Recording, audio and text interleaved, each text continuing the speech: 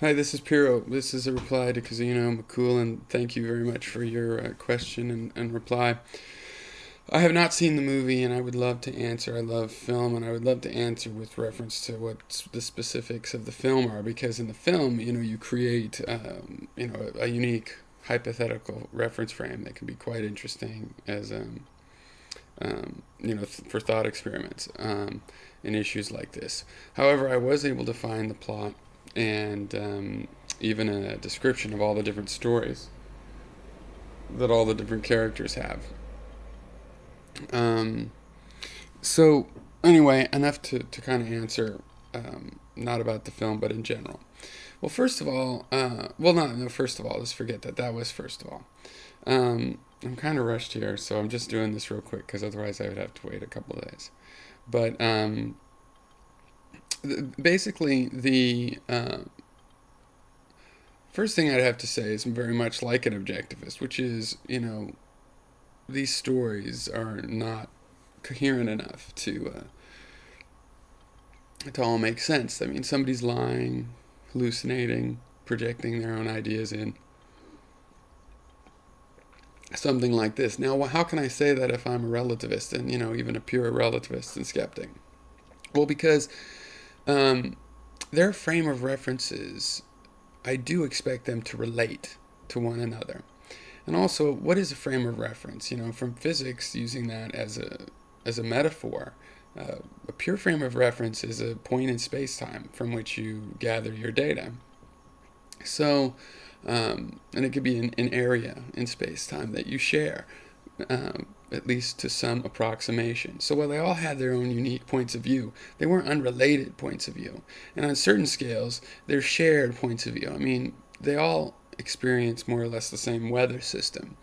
There's some variation. Someone might say it was raining. Other people might say, no, it was just overcast. And maybe indeed it rained on one person and not on another.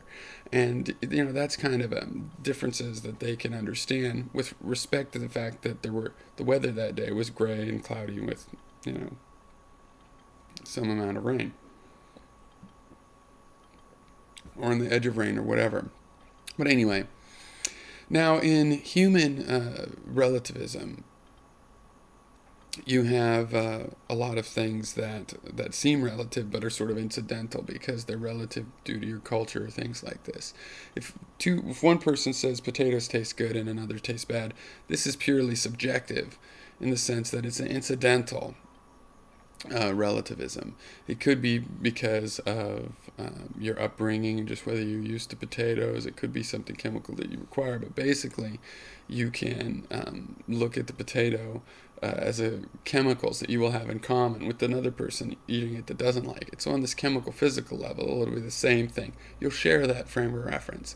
So with respect to the movie and this idea, I would expect them to share.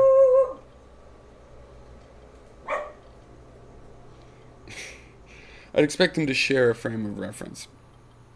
So, I'm not a kind of objectivist that has a postmodern attitude, or what I would consider nihilistic, saying, oh, there's nothing can be known. No.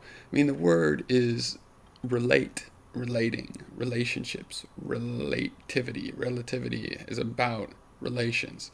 You can relate things one to the other. So there's a web of ideas. And really, it's a pursuing the objective framework. I mean, I consider myself a natural philosopher, meaning that to me, it's a primary point of philosophy is to get answers from nature. Ancient times at the very least, and I think today as well, a lot of a lot of philosophies don't embrace nature in that way as the source of some information. And but I do. And so, it's by looking at the natural world. Eventually, we did get better and better rules for guessing what it was going to be and measuring common frames of reality, stepping out of these incidental subjectivities and, measuring things that we have in common. And that's how physics came from natural philosophy, the so-called physical quantities that we all share. Something, if an object is a foot long, it's a foot long for all of us. And we share measurements of distance, mass, time. Okay. The problem is, as we look closer and closer, or not really a problem, I have to admit, I'm glad it turned out this way, but as we look closer and closer, it became relative again. It turned out, no, actually, the color of light coming off of something is not blue or green in itself. It depends on my frame of reference that I see that light from. So it's from looking really closely at the objective world that we find out, okay, sure, it's really out there, but it's not objective in the sense that things are made of objects. Things are made of weird stuff like probability waves, and and matter is really just energy balled up, kinked in on itself or something. Just a huge amount of energy just kinked. It's not like we have come to mean by objective. It is really out there, but it's not a single thing. It's really weird that an object does not have a velocity with respect to the universe. With respect to the universe, all objects are at rest.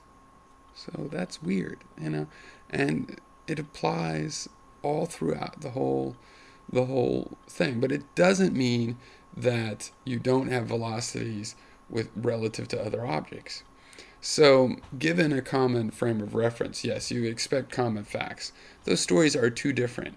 There are certain things that are sort of projections. What the woodcutter sees, he's going to be speculating as to what he saw about the emotional state of the woman and what she wanted or didn't want. And so is it on with her emotional state in all the stories. But other things are material differences in the story. Material facts that, yeah, they should share given their common frame of reference. I hope that answered a little bit. I like the question. I really do, sort of plan to get the movie on Netflix and maybe talk about it again. Or if I have to clarify, really, I would understand, because I wasn't going to be able to make a video for a couple days, so it's the internet. I figure you might as well rush rather than wait. So cheers.